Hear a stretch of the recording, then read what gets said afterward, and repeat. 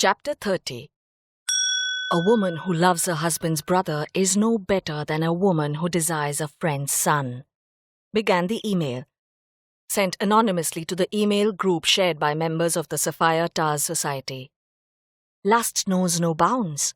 That's why some women use the basement or the lifts to do their thing. Faithful wives and devoted mothers. I know who you all are, and I'm not afraid to tell. The email caused tongues to wag as soon as it flooded the inbox of everyone in the email group. Hushed whispers spread like wildfire. Aarti freaked out as she read her copy. This email talked about trysts in the basement. Was it her? How could anyone have seen her and Dhruv? She was so careful. She looked around her house. Everything seemed normal. Amitabh was at work and Aryan in school. For the last week, in fact, they had continued to live a normal life. True, Dhruv had been messaging to meet again, but she had ignored him.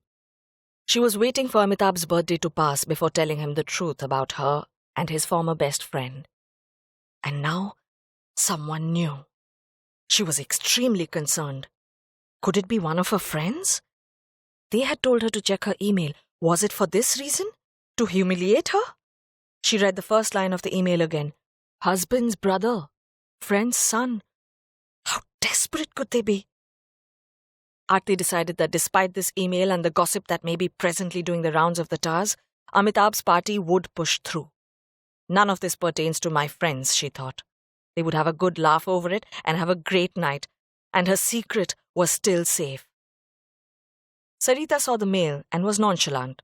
She didn't have a brother-in-law. She had never done, and will never do, anything in the lift or the basement.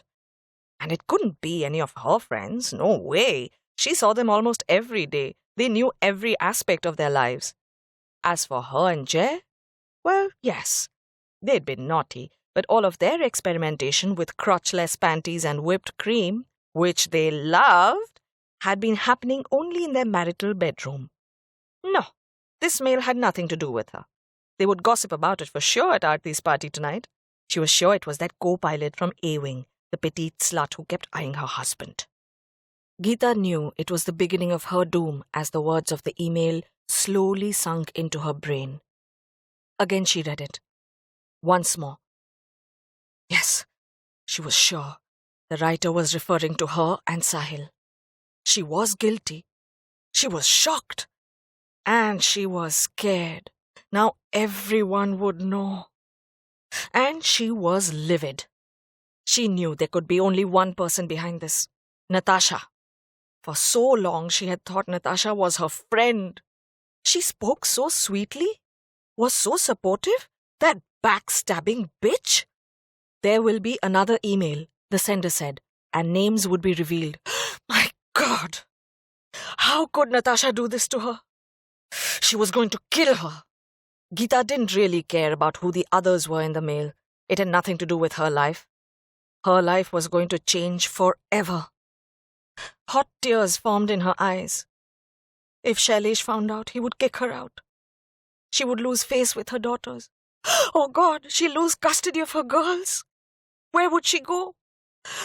Geeta was in panic.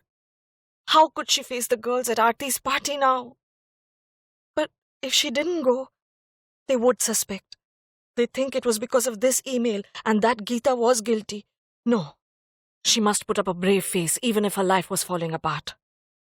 Geeta sat and bawled her eyes out.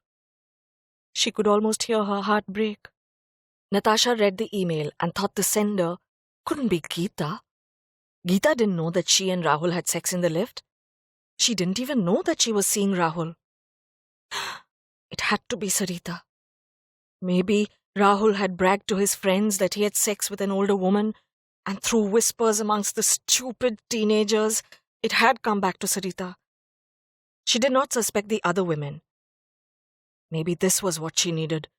A push to finally take a hard look at her life. What was she doing having this relationship with Rahul? Yes, he gave her immense pleasure. She felt in control. She was happy and free, something that she had not been for a long time. But sneaking behind Vikram was not the answer.